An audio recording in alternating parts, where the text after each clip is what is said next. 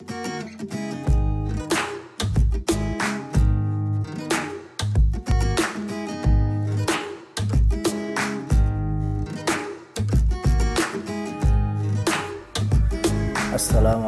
warahmatullahi wabarakatuh.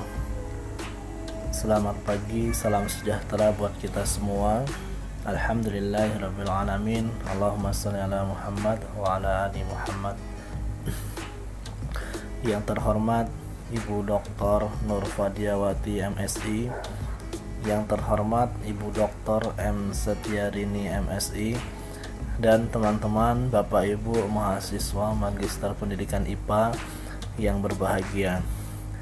Pada kesempatan kali ini kami dari kelompok 1 organologam akan mempresentasikan hasil presentasi kami tentang hemoglobin.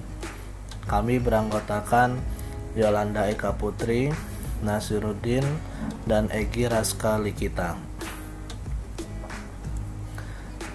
Yang pertama yaitu pendahuluan latar belakang. Di dalam tubuh manusia itu terdapat protein berpigmen merah yang berada di eritrosit yang disebut dengan hemoglobin. Nah, hemoglobin ini merupakan hemiprotein pengikat O2, CO2, dan proton. Di mana hemoglobin ini berfungsi sebagai protein pengikat O2 dari paru-paru ke seluruh jaringan tubuh serta pemberi warna merah pada eritrosit. Nah, apabila darah manusia ini kekurangan jumlah Hb dan PCV, maka darah tidak mempunyai cukup oksigen untuk diedarkan ke seluruh jaringan tubuh. Nah, seperti peningkatan jumlah kendaraan bermotor ini menghasilkan emisi gas buang yang buruk dan dapat menyebabkan pencemaran lingkungan. Nanti akhirnya juga akan mempengaruhi juga pada sistem pernapasan manusia. Nah, hemoglobin ini memiliki fungsi yang vital sehingga tidak heran apabila terjadi penurunan kadar Hb dalam darah sampai berada di bawah batas normal, maka tubuh tidak dapat bekerja dengan baik. Nah, penurunan kadar Hb di bawah normal ini disebut juga dengan anemia, di mana faktor utama penyebab anemia yaitu asupan zat besi yang kurang. Sebesar 2/3 zat besi dalam tubuh ini terdapat di dalam sel darah merah hemoglobin. Nah, faktor lain yang mempengaruhi terhadap terjadinya anemia diantaranya yaitu seperti gaya hidup ya, seperti merokok, kemudian minuman keras, kemudian kebiasaan sarapan pagi, kemudian keadaan ekonomi dan demografis, kemudian pendidikan, kemudian umur juga mempengaruhi jenis kelamin dan wilayah. Kemudian selanjutnya yaitu rumusan masalah. Rumusan masalah yang pertama yaitu fungsi apa saja yang dimiliki oleh hemoglobin pada tubuh manusia. Kemudian yang kedua, faktor-faktor apa saja yang mempengaruhi kadar hemoglobin. Kemudian yang ketiga, bagaimanakah metode pemeriksaan kadar hemoglobin. Yang keempat, apa saja molekul pembangun hemoglobin dan gambar dari struktur hemoglobin. Dan yang kelima, apa saja jenis-jenis dari hemoglobin. Yang keenam, apa saja manfaat hemoglobin di dalam tubuh. Yang ketujuh, apa saja bentuk-bentuk ikatan dari hemoglobin. Dan yang kedelapan, bagaimanakah tahapan dari biosintesis hemoglobin. Tujuannya yang pertama yaitu untuk mengetahui fungsi apa saja yang dimiliki hemoglobin pada tubuh manusia. Yang kedua, untuk mengetahui faktor-faktor apa saja yang mempengaruhi kadar hemoglobin. Yang ketiga, untuk mengetahui proses metode pemeriksaan kadar hemoglobin. Yang keempat, untuk mengetahui molekul pembangun hemoglobin dan gambar dari struktur hemoglobin. Kemudian yang kelima, untuk mengetahui jenis-jenis dari hemoglobin. Yang keenam, untuk mengetahui manfaat hemoglobin di dalam tubuh. Yang ketujuh, untuk mengetahui bentuk-bentuk ikatan dari hemoglobin. Yang kedelapan, untuk mengetahui tahapan dari biosintesis hemoglobin. Pembahasan, pengertian dan fungsi hemoglobin. Nama hemoglobin ini merupakan gabungan dari heme dan globin, di mana heme adalah itu gugus prostetik yang terdiri dari atom besi, sedangkan globin ini adalah protein yang dipecah menjadi asam amino. Hemoglobin ini merupakan porfirin besi yang terikat pada protein globin. Nah, protein terkonjugasi ini mampu berikatan secara reversibel dengan O2 dan bertindak sebagai transport O2 dalam darah. Nah, hemoglobin ini juga merupakan protein yang kaya akan zat besi. Nah, ia memiliki afinitas atau daya gabung terhadap oksigen, dan dengan oksigen itu membentuk oksihemoglobin di dalam sel darah merah. Nah, dengan melalui fungsi ini, maka oksigen dibawa dari paru-paru ke jaringan-jaringan. Kekurangan hemoglobin bisa menyebabkan terjadinya anemia, di mana yang ditandai dengan gejala kelelahan, sesak napas, pucat dan pusing. Nah, kemudian kelebihan hemoglobin ini juga akan menyebabkan terjadinya kekentalan darah jika kadarnya sekitar 18-19 gram per mililiter, yang dapat mengakibatkan stroke. Baiklah, yang selanjutnya saya akan melanjutkan presentasi dari rekan saya, yaitu mengenai kadar hemoglobin. Jumlah hemoglobin dalam darah normal kira-kira 15 gram setiap 100 ml darah, dan jumlah ini biasanya disebut dengan 100%. Kadar hemoglobin menggunakan satuan gram atau ml, yang artinya banyaknya gram hemoglobin dalam 100 ml darah. Apabila kadar hemoglobin di bawah batas normal, maka disebut dengan anemia. Nah, hasil pemeriksaan kadar hemoglobin juga dapat dipengaruhi oleh peralatan pemeriksaan yang dipergunakan. WHO telah menetapkan batas kadar hemoglobin normal berdasarkan umur dan jenis kelamin. Nah, berikut adalah tabel dari batas normal kadar Hb menurut umur dan jenis kelamin. Nah, untuk usia 6 bulan sampai 59 bulan itu Hb-nya sebesar 11 dl, 5 sampai 11 tahun 11,5 dl, 12 sampai 14 tahun 12 dl, wanita lebih dari 14 tahun 12 dl, wanita hamil 11 dl, dan laki-laki 11,5 dl. Kemudian yang selanjutnya yaitu faktor-faktor yang mempengaruhi hemoglobin. Di sini ada 3. Yang pertama, kecukupan zat besi dalam tubuh. Yang kedua, metabolisme zat besi dalam tubuh. Yang ketiga, defisiensi zat besi. Untuk kecakupan zat besi dalam tubuh, ini direkomendasikan adalah jumlah minuman zat besi yang berasal dari makanan yang dapat menyediakan secara cukup pada setiap individu yang sehat pada 95% populasi, sehingga dapat terhindar dari resiko anemia zat besi. Kemudian yang kedua yaitu metabolisme zat besi dalam tubuh. Dalam tubuh, zat besi terbagi menjadi 2 bagian, yaitu yang pertama bagian fungsional yang digunakan untuk keperluan metabolik. Jumlah zat besi bagian fungsional yaitu antara 25 hingga 55 mg atau kilogram berat badan. Nah, zat besi yang sebagai bagian fungsional adalah hemoglobin, mioglobin, sitokrom, serta enzim heme dan heme. Nah, yang kedua yaitu bagian yang merupakan cadangan jumlah zat besi sebagai cadangan apabila dibutuhkan fungsi fisiologis, yaitu antara 5-25 mg atau kilogram berat badan. Nah, untuk faktor yang ketiga yaitu defisiensi zat besi. Unsur utama dalam sel darah merah adalah zat besi sebagai inti molekul hemoglobin, maka apabila kekurangan pasokan zat besi akan menyebabkan menurunnya produksi hemoglobin. Akibatnya terjadi pengecilan ukuran sel darah merah, rendahnya kandungan hemoglobin, serta berkurangnya jumlah sel darah merah, sehingga menyebabkan seseorang menderita anemia. Kemudian yang selanjutnya yaitu metode pemeriksaan kadar hemoglobin. Di sini ada 2 cara. Yang pertama cara Saldi, yang kedua cara cyanhemoglobin.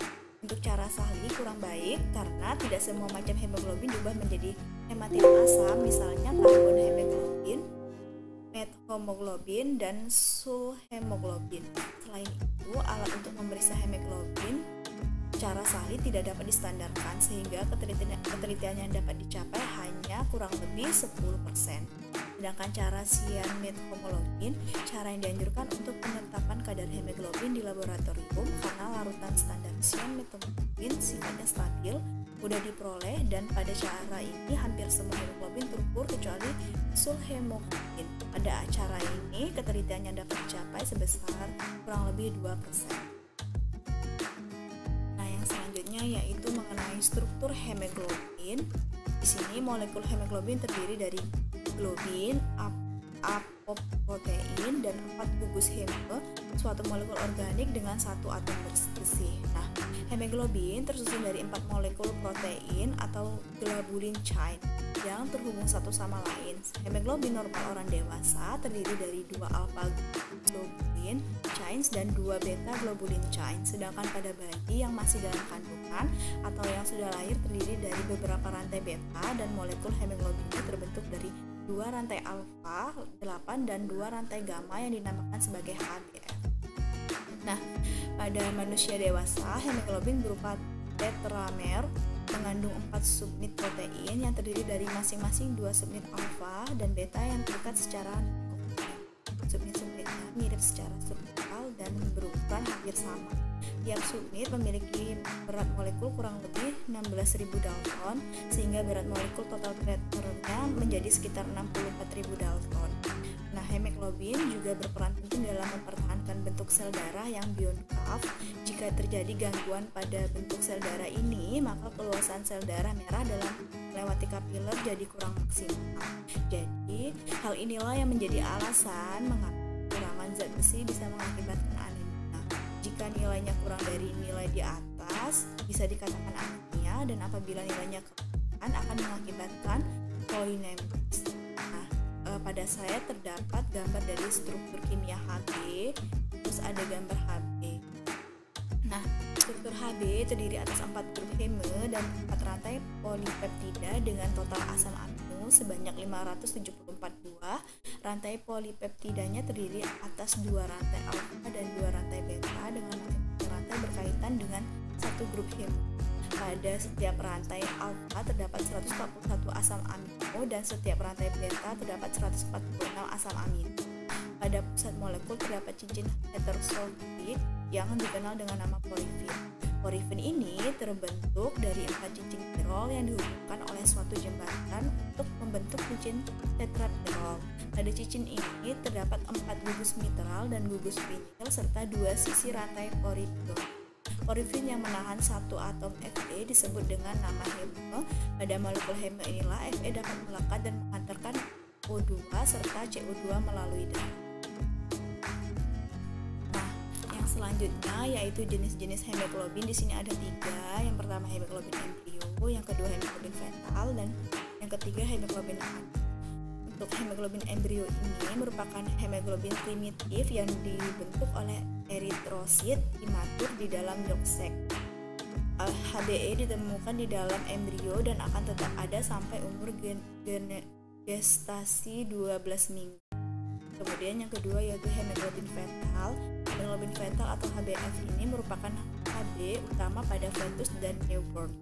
HbF sudah mulai disintesis di hepa sejak umur gestasi 5 minggu dan akan tetap ada sampai beberapa bulan setelah kelahiran. Nah, yang ketiga yaitu hemoglobin adult atau HbA tersusun atas 2 rantai alfa dan 2 rantai beta. HbA merupakan jenis Hb yang utama 95% hingga 97%. Namun masih terdapat pula sebagian kecil HbA2 yaitu 2% hingga 3% dan HbA1.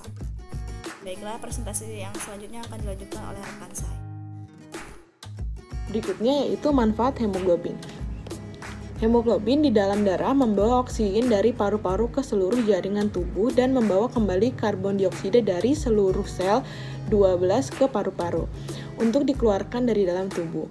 Mioglobin berperan sebagai reservoir oksigen, menerima, menyimpan, dan melepaskan oksigen di dalam sel-sel otot. sebanyak kurang lebih 80% sel tubuh berada di dalam hemoglobin. Menurut Debkes RI, adapun manfaat hemoglobin antara lain yang pertama, mengatur pertukaran oksigen dengan karbon dioksida di dalam jaringan-jaringan tubuh. Yang kedua, mengambil oksigen dari paru-paru kemudian dibawa ke seluruh jaringan-jaringan tubuh untuk dipakai sebagai bahan bakar. Dan yang terakhir, membawa karbon dioksida dari jaringan-jaringan tubuh sebagai hasil metabolisme ke paru-paru untuk dibuang. Berikutnya yaitu bentuk ikatan hemoglobin. Yang pertama yaitu karboksihemoglobin. Hemoglobin memiliki kemampuan untuk mengikat karbon dioksida, sama halnya dengan oksigen, namun dengan afinitas yang berbeda. Ikatan hemoglobin dan karbon dioksida diketahui 210 kali lebih kuat dibandingkan dengan ikatan yang terdapat pada hemoglobin dan oksigen, sehingga peningkatannya yang drastis dapat menimbulkan keadaan hipoksia yang membahayakan. Sekalipun berbahaya, namun bukan berarti tubuh kita tidak memiliki hemoglobin CO2 sama sekali. Sebanyak 1-3% HbCO beredar di tubuh manusia dan dapat meningkat sampai dengan 5% pada seorang yang merokok. Penguraian HbCO yang relatif lambat menyebabkan terhambatnya kerja eritrosit dalam fungsinya membawa oksigen ke seluruh tubuh. Kondisi seperti ini dapat berakibat serius bahkan fatal, karena dapat menyebabkan keracunan serta gangguan metabolisme otot dan fungsi enzim intraseluler. Berikutnya yaitu sulfhemoglobin. Hemoglobin jenis ini merupakan hasil reaksi antara hemoglobin dan hidrogen sulfida. Jenis hemoglobin ini menghasilkan perubahan yang irreversible pada rantai polipeptida. Sulfhemoglobin tidak dapat berikatan dengan oksigen, namun dapat berikatan dengan karbon dioksida dan membentuk karboksifulhemoglobin. Kadar normal sulfhemoglobin dalam darah kurang dari 1% dan apabila terjadi peningkatan dapat menimbulkan asidosis yang asimptomatik. Berikutnya yaitu metamoglobin. Metamoglobin adalah jenis hemoglobin yang tidak mengandung unsur ferro atau Fe2+, melainkan unsur feri atau Fe3+. Hal ini kelak mengakibatkan ketidakmampuan Hb berikatan dengan oksigen. Metahemoglobin muncul akibat defek metabolik ataupun kelainan genetik. Normalnya terdapat sekitar 2% methemoglobin dalam tubuh. Pada kadar seperti ini, tubuh masih dapat mentolerir sehingga tidak muncul keadaan patologis. Saat keadaannya meningkat sampai 10%, maka akan muncul sianosis dan apabila mencapai 60%, maka dapat terjadi keadaan hipoksia. Berikutnya itu biosintesis hemoglobin. Biosintesis hemoglobin diawali dengan pembentukan molekul heme yang secara umum berlangsung pada sel-sel prekursor eritroid di dalam sumsum tulang atau kurang lebih sekitar 85% dari total keseluruhan. Sedangkan mayoritas sisanya berlangsung di dalam sel-sel hepatosit yang terdapat pada hepar.